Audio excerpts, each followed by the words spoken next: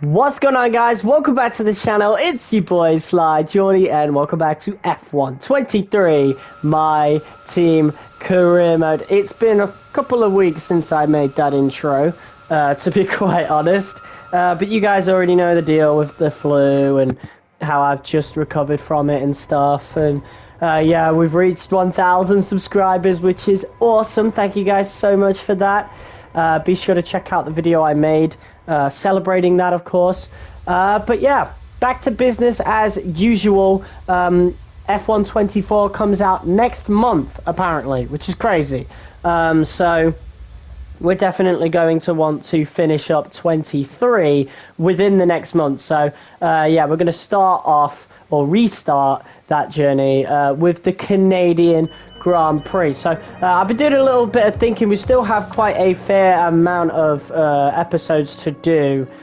So we might live stream one of them or two of them or maybe even three of them at once. I've been messing around with the idea of doing a South American special. So when we reach Mexico, Brazil and Portugal, we do that as sort of a live stream. I don't know. We'll see what happens, but I definitely want to get back to doing this content full steam ahead, especially now we're in April and the next game comes out next month in May. So we've got quite a lot to do. But of course, last episode was the Spanish Grand Prix and we wrapped it up with another win. A bit of a phantom race, as the race you saw basically didn't count towards these standings, unfortunately. But there was not any like drastic changes anyhow. So, you know what? We can forget about it. But, yeah, in terms of these standings, we're starting to run... We have already run away with it in terms of the constructors. I think we've pretty much won it now, to be quite honest. I don't think there's just any chance of losing that. But the driver standings is still... up in the air. We are about 50 points ahead of Max Verstappen, but we're not actually that far ahead of George Russell, only about 17 points. So we need to keep going full steam ahead if we want to wrap up basically our fourth championship in a row. And I'm also looking to set a record in terms of the points. Of course, Max Verstappen holds that record with 386, as season 1 was 23 races, and then of course seasons 2, 3 and 4 were all 16, so there was no way we were going to beat that whatsoever. But yeah, season 5, we're back to the 23 race calendar, of course. Yeah, we've got 386 points to reach, so hopefully we could get there. But without further ado, I think it's finally time to actually get into the Canadian Grand Prix, and we should also actually have a look at the R&D chart to see if any teams have made any big improvements since Spain. God, finally! This is something I've been complaining about for the longest time, how we've had nothing but predictable dry weather races, but it looks as though Canada is actually going to be in the rain, which makes FP2 essentially the only practice session that will actually matter. This is crazy. We're actually going to be in the rain. That is absolutely awesome. I don't have any weather report, unfortunately, so I can't actually have a look at any percentages, but yeah, that's awesome. That's made me a lot more excited for this episode. But yeah, here we go. We're about 1 point ahead in our rivalry with Max Verstappen. So that's something to look out for. And in terms of R&D, we've actually gone down. Red Bull have made an upgrade that have put them as the fastest team on the grid. Just about. I don't know what has made them any quicker than us. It could be down to durability or something else. I don't know, because we still have the one more durability upgrade to get, but we're not going to be able to get that because that's a supplier upgrade. But that's a supplier upgrade from Red Bull Ford. And as you guys know, we are using the Red Bull Ford engine for this season. So I don't know what's pushed them over, but whatever. McLaren have stagnated. Ferrari, I think they may have made an upgrade since Spain. Yes, they have. Aston Martin seem to have stagnated as well. Mercedes stagnated. Alpine have not made a single upgrade this season. They have stagnated. And then, of course, you've got the bottom 4 teams that have just made absolutely no upgrades whatsoever because of how the game works. And they literally cannot upgrade their cars any further than that because of the departments. And that does suck. Hopefully, that's something that changes in F1 24. We're going to need that because a little bit of a sneak peek towards what I plan to do with driver career. I plan to do the first few seasons with Williams. So we might run into those department issues. We might not. We'll have to see. But without further ado, let's get into this Canadian Grand Prix. It's going to be drastically different, so we can't really look towards the R&D charts for any indication as to how the Canadian Grand Prix could go. It really just depends on who has the best setup in the wet conditions.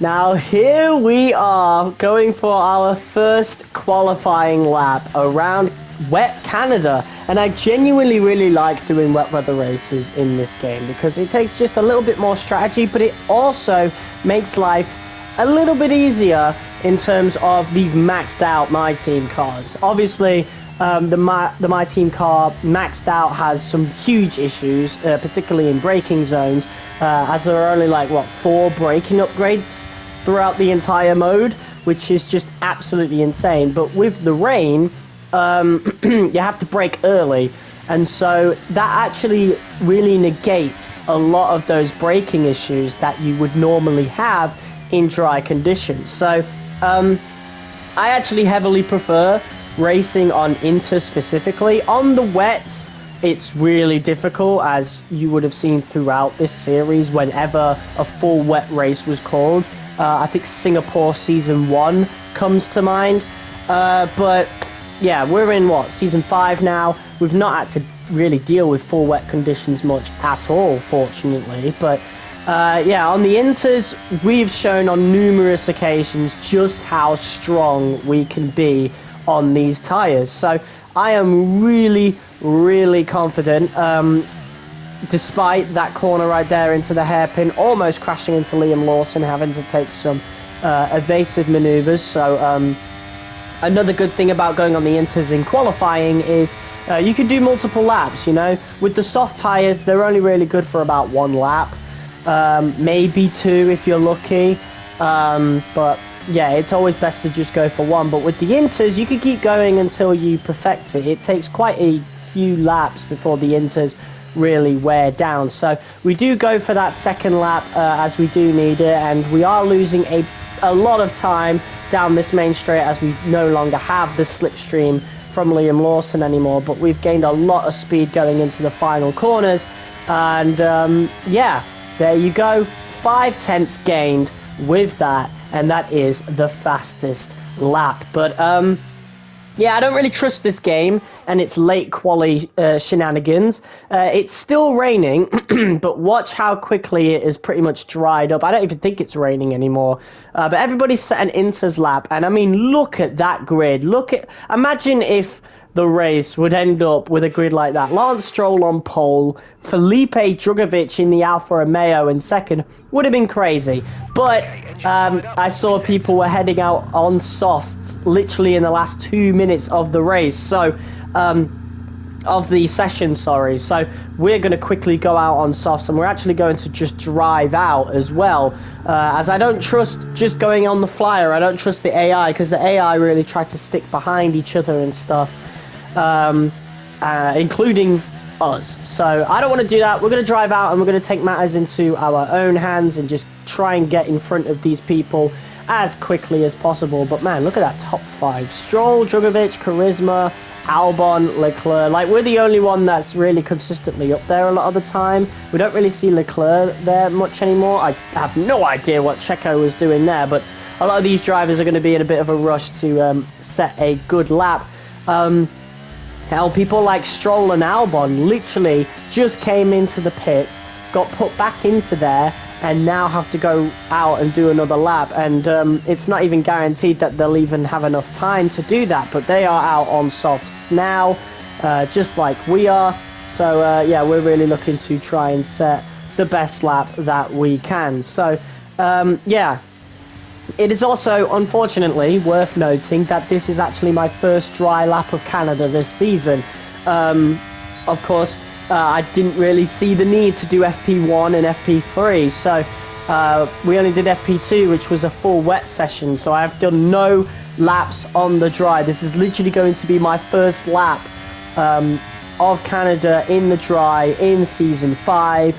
Here we go then. So look at how much time we have gained already pretty much a second ahead of our original time. So yeah, the grid is going to look completely different to how it is right now. Unfortunately, I really do wish it had stayed the same, because I really do like the thought of, I mean, Lance Stroll being on pole isn't that different to what has happened in our series. He did that quite a lot for our team when he was our teammate, but seeing Drugovich there and Albon there as well is crazy. But look, we're already falling down in the leaderboard, so here we go, through the hairpin, going down the main straight, first purple sector, green, no, it's a DRS fault, it's a DRS fault, literally right as we were finishing up our lap. That is going to hurt us so much, and I genuinely think we were on for pole. That was such a good lap, such a clean lap, and we've just had a DRS fault on the back straight, which is just absolutely heartbreaking. And because of that, we have fallen all the way down to 9th. We genuinely were on for pole, I'm pretty sure, which is just really unfortunate. So we've got a lot of work ahead of us in the main Grand Prix. But look at that, it's a checkerboard of McLarens and Red Bulls. Well, Checo's let the team down just a little bit, about a tenth off of Leclerc. The two Mercedes are together. Lance is in P10, so he set a good lap for Aston Martin. Good for him. But our teammate, pretty low down. We're low down too. Got a lot of work to do. Montreal is not only the second largest French-speaking city in the world, but it's home since 1978 to the Canadian Grand Prix. The name Villeneuve looms large over this one, but who can write their own legends today? It's one of the fastest races of the season here at the Circuit Gilles Villeneuve, with around 60% of this 2.7-mile circuit taken at full throttle. There are 14 corners to navigate, the very last of which has its very own infamous history and could be the cause of a safety car today.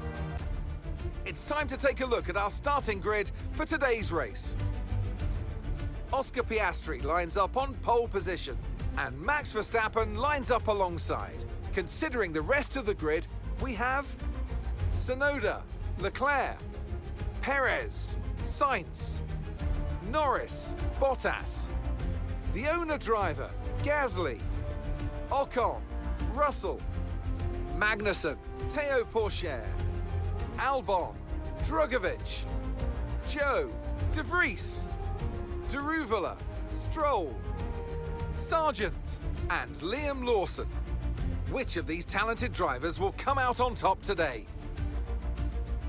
And joining me again for the race today, Natalie Pinkham. We should talk about Williams. What do you make of their performance so far this season? Well, the atmosphere within the team seems...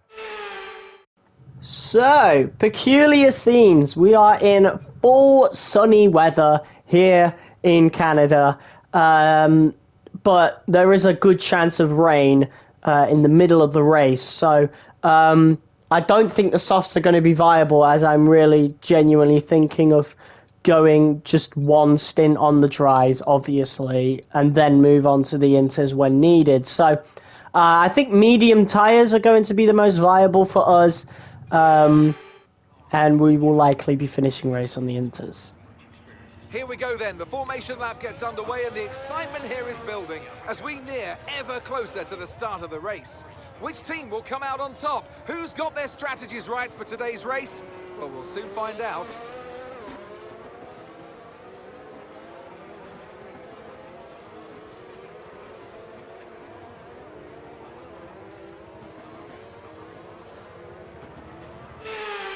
So as all the cars reform the grids, the drivers will be hoping to get a strong start. They'll want to earn some valuable points from today's race, with final communications being done with their race engineers, ensuring the planned strategies are all in place. So, not the greatest qualifying for the team. I don't know what happened with George's lap. He is pretty low down on the grid, unfortunately for him. I think he is down in P12. Something like that. So I don't think Russell will be in for a good race. Or, well, he could be. We'll just have to see how the safety car goes ahead, if there is one. But here we go. 5 red lights.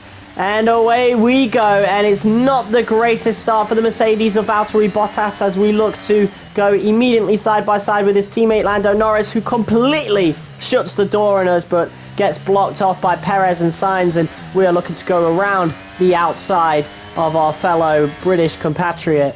And yeah, P9 to P7, having to brake pretty hard there as Perez and Sainz battling pretty hard here. Checo is on the soft tyres, so I wonder what he's doing. I bet he's going to go long on the softs before likely moving on to the inters. But yeah, it's really sunny weather here, so we're going to see some drastic changes.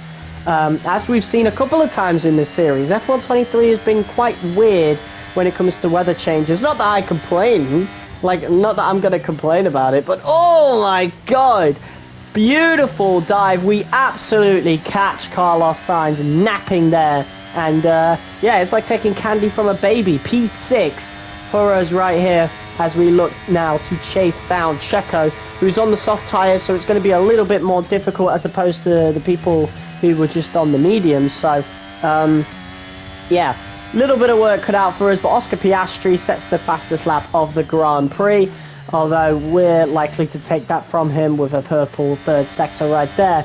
And yeah, here we go, looking to chase down Perez, very close. I think I outbraked myself there, but a little bit of an accidental majestic move right there. So taking Checo's position, but Perez, of course, he's going to be quicker than us.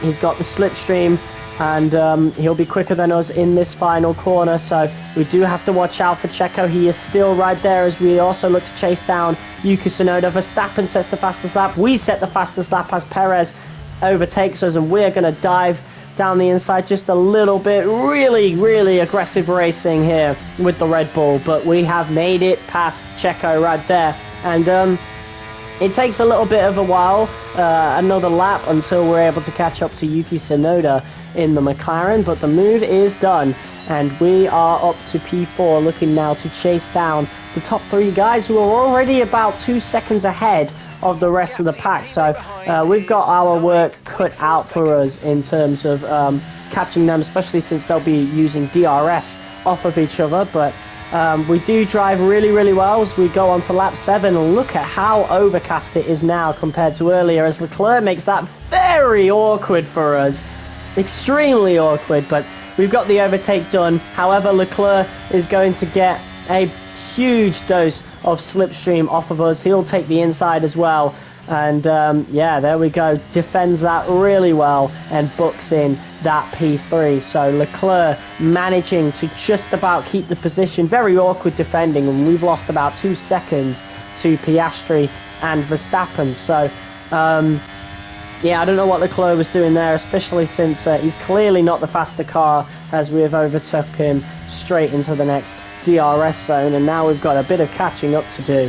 Verstappen on the softs 4 seconds ahead, Piastri 4.5 seconds ahead on the mediums. It's looking pretty overcast right now, and I think it's literally about to rain like as soon as the next lap, or maybe even this one, I don't know. But P3, we're already about a second ahead of Perez, and the weather, there it is, you can see it now, the droplets of rain, and we're just literally just in time. This is biblical for us, to quote Arava right there. And we are going to pit in for Inters very, very quickly. And I mean, look at how quickly the rain is setting in. And this is still a bit of a risk, because we could be having enough rain for, you know, wet tyres. So we've really got to hope that these Inters are the best that we can do. We're going to lose a little bit of time to Verstappen and Piastri, as we're still in the transitional phase of the weather. So those softs and the mediums will still be, would still have been viable for at least another second or two, but clearly not now, as we make quick work of the AlphaTauri of Nick de Vries, and now we look to chase after his teammate Alexander Albon, who returns to the Red Bull fold about a couple of seasons ago. And look at this, he's going to give us a little bit of a squeeze, but it's easy pickings. He's not going to work too hard to defend that. Not only is he in a completely different race, but he's on the completely wrong tyre compound, and it will only be a matter of time before we overtake him anyway. And yeah, look at how much time we're going to be gaining on this section against Felipe Drugovich right there. Wow, so much time gained. A very easy overtake on the Alfa Romeo of Felipe Drugovich right there, as we now look to chase down the Williams of Kevin Magnussen, although I'm pretty sure he is pitting. Yes, he is. And yeah, let's see where we end up at now. We've had a pretty good outlap on these Inters. Everybody else is pitting now. Verstappen and Piastri had enough of an advantage in front to be able to stay out in front, and I did say they would have gained about a second or two in the transitional period, and they have. Verstappen is about 6 seconds ahead. Piastri is probably about 6.5 to 7 seconds ahead. And yeah, look at Lance Stroll here, really struggling on the soft tyres. It looks like Aston Martin have prioritised Prix, and oh my god, Lance, what were you doing there? Clearly no love lost between us and our former teammate, and clearly he is angry about having not been prioritised here in his home GP. But to be fair, Théo Pourchaire has had the better season. I don't know what it is with Lance and being in that Aston Martin, but he just does not do well in that car. Like, he did really well in our car, very close to winning the championship in season 3, but yeah, he just isn't doing very good now. But we've made quick work of Gasly, who's now finally pitted. They've gone for an extra 2-3 laps. Insane. And clearly their teammates were prioritised, and it does take us about 5 laps to catch up to Max Verstappen, who was the last Formula 1 world champion. That wasn't us, all the way back in season 1. So we've had a stranglehold of the grid here. Like I said last episode, hopefully F124 is different, and we've made a dive right there against Verstappen. I'm trying to be as fair as possible, give him as much space and room as possible, and we've managed to take P2 pretty fair and square, and we've now got about 9 laps to catch up and reduce the 3-second deficit to Oscar Piastri, which we are managing to do here. Lap 21, so it took another 5 laps to catch up to the McLaren here, our former season 3 rival, looking to be our rival this season as well. And he's gone wide, he's took it wide, and that is a gift. That is an absolute gift for us. P1 now in the Canadian Grand Prix. It's been a phenomenal race for us. I'm a bit sad that we didn't get a proper fight with Oscar, but there you have it. And as we now go on to the final lap, we are clearly showing dominance right here. It's a pretty dry track now, and yeah, this is it, the final lap of the Canadian Grand Prix. It's been a very good race for us, and yeah, I pretty much mastered this game at this point, like with my preferred settings, obviously, like with the assists and stuff, and having the difficulty the highest it will go without any AI shenanigans, like what happened in Imola on 97 difficulty. It seems as though 95 is the optimal difficulty for most assists. Obviously I've got like braking assist and steering assist off, but other than that, in terms of everything else, it appears that 95 is the most viable difficulty, and we've just completely dominated it here. I guess that's really the fault of my team as well. You know, there's nothing we can really do. Like, at least in driver career, I could switch teams to shake things up a bit in terms of the content. But yeah, not to say that this is easy, like, not by any stretch of the imagination. But you know, I've pretty much mastered it. There's nothing that can really happen in the game that can surprise me at this point. And you know, with a month left before F1 24. It's about time that we wrap things up with F1 23. But there you go. That is Canada 1. 3 wins in a row for us. And yeah, we've got this championship on lock at this rate. And with George Russell not having the greatest race, it looks as though we might be running away with it. And a great performance from the entire team to secure victory here in Canada. So, Natalie, what do you think helped them deliver this result? For me, today, the race was the perfect blend of thrilling overtakes, but also looking after those tyres and really making the stints last just that bit longer. Well, what a thrilling end to an incredible Grand Prix weekend. Our top 3 finishers should be incredibly happy with what they were able to achieve out there today. Well, it's yet another win for us as we look to booking our 4th championship in a row, our 3rd Constructors' Championship in a row as well. Like I said, we've pretty much accomplished everything there was to accomplish in F1 23. Quite frankly, I think we should have probably finished this series at Season 3, but, you know, I was enjoying it enough to do a couple more seasons, but... yeah, if we actually do my team in F1 24, we will likely end it at Season 3, to be quite honest. But there you go. That was the Canadian Grand Prix. Let's have a look. Oh no, George. P13 for Russell. He did have to pit like an extra time. I think he may have had... an altercation with someone, but he went on to fresh inters, which was not the greatest idea, especially since the track really dried up towards the end. It would have been really cool to see him go onto softs and overtake a bunch of people. I would have shown that on the video as well, but unfortunately that has not been the case. I think it was Carlos Sainz, so I think Carlos Sainz may have had an engine failure or something, and Russell may have crashed into him and had to do another pit stop. Very unlucky for George. But pretty good for us in terms of the drivers' standings. But we need George to keep going for that constructors, of course. So, yeah. It's been a really good season so far, but I think we're going to wrap things up pretty quickly at this rate. So, that's what happens in my team with these maxed out cars, you know? Like, it ends up being a level playing field. As opposed to what driver career could do. So again, I'm really looking forward to F1 24. But as for this episode, thank you guys for watching. I'll see you next time. Till then, peace.